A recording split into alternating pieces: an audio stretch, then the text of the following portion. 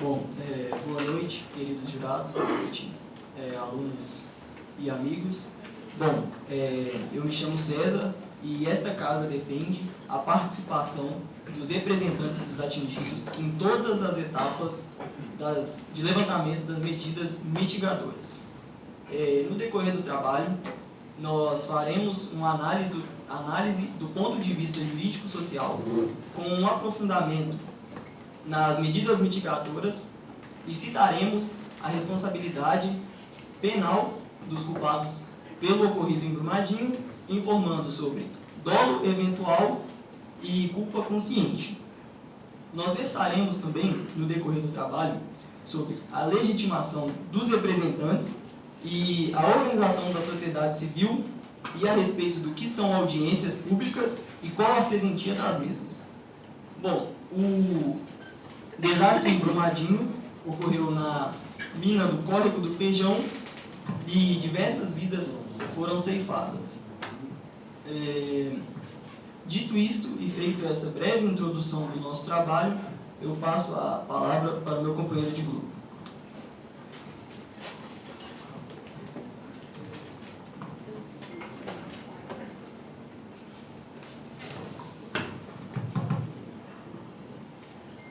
Primeiramente, boa noite a todos, alunos, companheiros, futuros doutores e doutoras. Boa noite aos senhores jurados.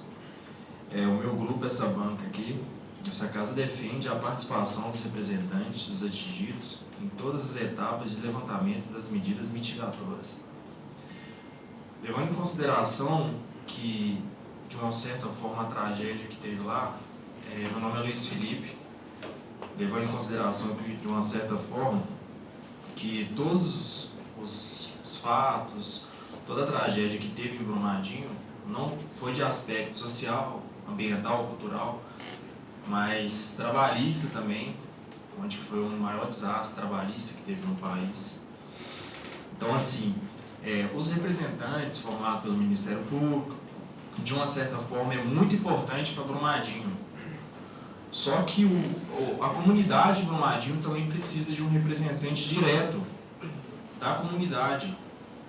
Não tem ninguém melhor do que um representante ligado ao povo, ligado à comunidade, que muitas das vezes teve até mesmo o seu direito violado. Então essa casa ela defende com convicção que tem que ter uma participação direta, sim, do representante. Ele tem que participar de todas as medidas, ele tem que estar presente nas audiências, ele tem que saber o que está acontecendo, o que a Justiça, o Ministério Público, o que a Vale tem a propor para a população, para, de uma certa forma, trabalhar em conjunto com os órgãos, com o Ministério Público e diretamente com a comunidade. Então, essa casa ela defende com convicção a participação dos representantes, aonde que isso não é nenhum tipo de novidade para nenhum dos senhores. Na própria Constituição, no parágrafo 1 do artigo 1, vem escrito já, que é, fazendo uma análise do ponto de... Só um minuto, desculpa.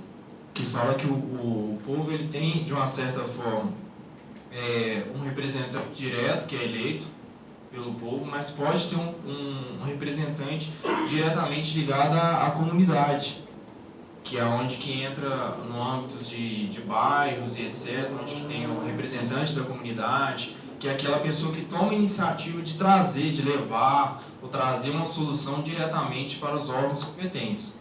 Então, por isso que ele tem que ter, sim, uma participação direta em todas as audiências, em todas as medidas mitigatórias que serão feitas e serão sanadas.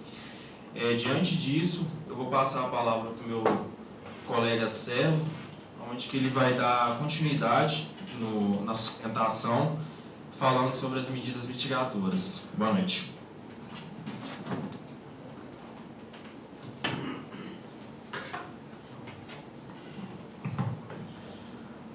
Boa noite, colegas. Boa noite, banca. Meu nome é Sérgio.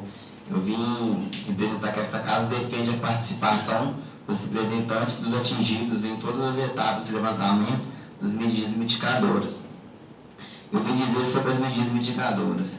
Primeiramente, eu quero impor a importância da participação dos representantes atingidos, pois foram eles que também sofreram os mesmos danos morais e materiais de uma tragédia, levando em considerações o desmatamento irreversível e as vidas que nelas foram tiradas. E sem dizer da falta de profissionalismo da empresa Vale em abandonar as medidas mitigadoras e dos responsáveis que seriam o governo público pela fiscalização dentro dessa empresa. A respeito das medidas mitigadoras, que são medidas tomadas para minimizar ou excluir futuros eventos adversos que se apresentam com potencial para causar impactos ambientais. Onde elas estavam sendo tomadas, pois a barragem apresentava alguns relatos que poderia, a qualquer momento futuro, haver desabar e aconteceu o desastre. Então, muitos falam que ela estava desativada. Sendo assim, pode dizer que pelo fato da barragem estar desativada, ela não estava rendendo os lucros para as empresas, e sim funcionando apenas como, dizendo melhor e explicando, ela estava sendo usada como um balde, onde enchemos de terra, deixamos por canto e está isolado, ninguém mais mexe. Aí, quem garante que todas as medidas mitigadoras estão de acordo com as normas da Agência Nacional de Mineração, ANM, para todos os nossos cidadãos, que as barragens, são 57 barragens em volta, que a Vale é responsável por ela. E como que garante que essas medidas mitigadoras estão em dia? Porque não vai acontecer outro relato como esse, de Brumadinho, como aconteceu também em Mariana. Porque nós estamos com a de Barão de Cocais aí também, que já caiu uma parte do talude. Então, a questão é, essas medidas mitigadoras, ela está sendo bem feita, bem tomada, preventiva, para não acontecer esse desastre? Essa fica minha pergunta, mas na verdade nós não sabemos. Então aí vem a importância dos representantes dos atingidos, porque assim, eles lá dentro vão saber mais dizer se aquilo está correto, está dentro da Constituição, se está dando tudo certo para poder seguir. E assim eu finalizo minha palavra, passo a palavra ao doutor Ito.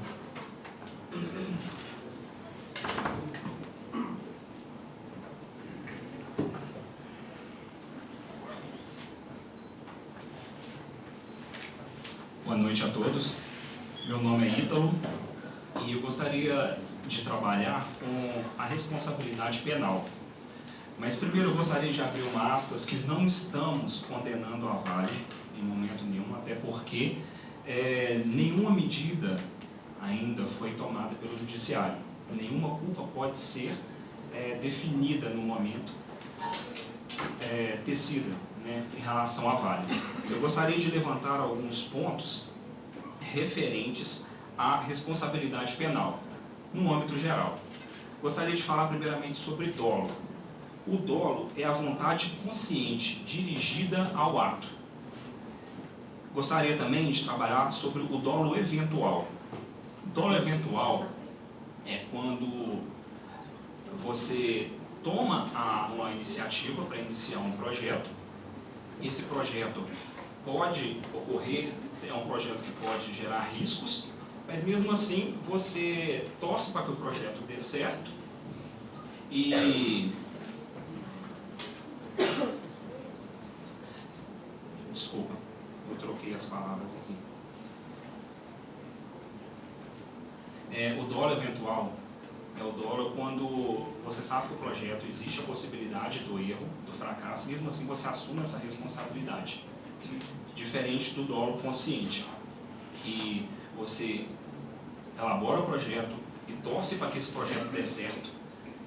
E por medidas que podem ser erros técnicos ou erros na elaboração ou na construção, esse projeto vem a ruir.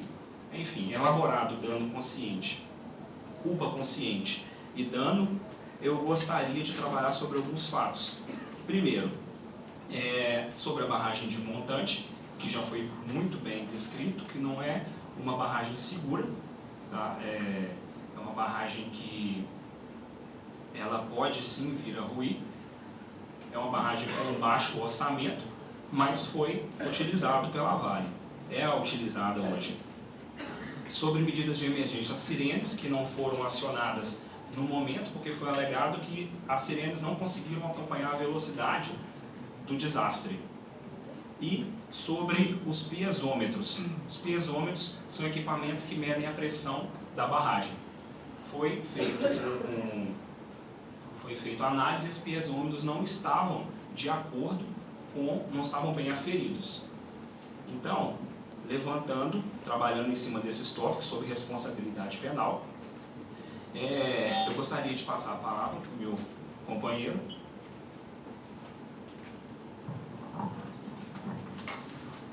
Boa noite a todos, caros colegas, boa noite, professores. Eu gostaria de tratar, já que essa casa defende a representação da participação dos atingidos, meu nome é Breno, da representação dos atingidos pelo rompimento da barragem, de que forma esse tipo de representação, a exemplo das audiências públicas, pode ser tratado na prática. Nosso Código Civil, assim como aprendemos com o professor Gesmar, trata das associações privadas, que também estão elencadas na Constituição Federal em seu artigo 5º, e tamanha relevância tem essas associações privadas, e através de seus representantes denominados, descritos em seu estatuto social, já que as associações privadas não possuem contrato social como a sociedade limitada, e sim um estatuto aprovado por Assembleia. Nosso artigo 5º da Constituição, entre os incisos 17 e 21 ao 21, quero que vocês se atenham a isso. 5 incisos tratam das associações privadas. Lá no artigo 5º que descreve sobre os nossos direitos individuais coletivos. São a junção de 2 ou mais pessoas com finalidade não lucrativa e de interesse público. Então, é uma forma, assim como o nosso colega Ítalo teve o prazer de conversar com a presidente da Associação dos Moradores de Brumadinho, senhora Marilene Alves, essas associações estão descritas lá no artigo 5º.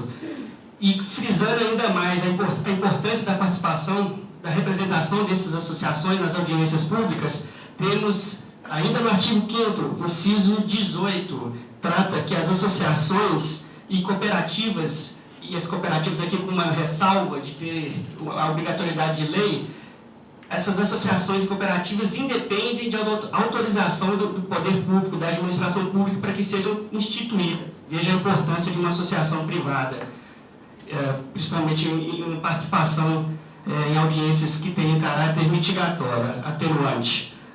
Inciso ainda no artigo 5º, inciso 19, é tão importante uma associação privada, em termos para que se busque direitos coletivos e individuais também, que o inciso 19 diz na Constituição que para suspender ou cancelar o ato constituinte ou a atividade de uma associação é necessário, principalmente no cancelamento, o trânsito em julgado, processo judicial com trânsito em julgado. Ainda confirmando a importância e a relevância dessas associações privadas. E esse, por favor, prestem bastante atenção, inciso 21 do artigo 5º da Constituição.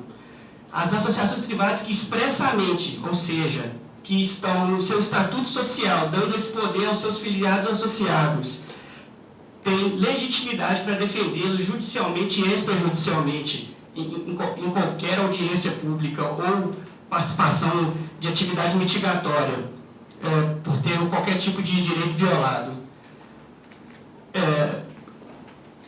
Para concluir, um outro tipo de forma de representação desses atingidos pelo rompimento da barragem é a atuação do Ministério Público no capítulo das funções essenciais da Justiça, artigo 127, que obriga o Ministério Público a atuar em defesa dos direitos individuais, na defesa de direitos individuais coletivos. Passar a palavra agora para o Gabriel.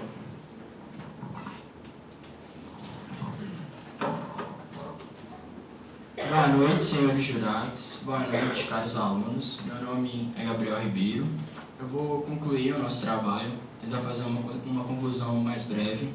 Bom, dessa forma, é evidente a necessidade da participação dos representantes em todas as etapas mitigatórias do processo.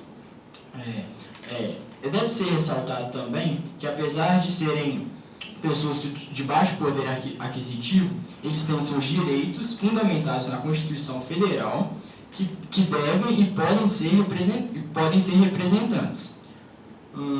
É necessário também enfatizar que a gravidade da causa que nós estamos abordando, vidas foram tiradas, um crime ambiental que foi considerado.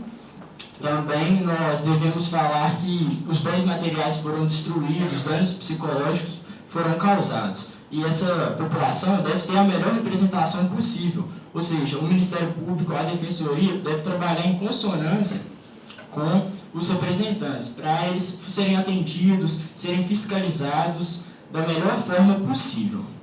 Bom, além disso, nós também relatamos que, através do depoimento da senhora Marilene, a legalidade da sua instituição e das demais instituições que participam da legalidade do processo. Bom, com essas representações deve ser amenizado o dano e a população ela se sente muito mais bem atendida mediante a atrocidade que foi cometida. Boa noite.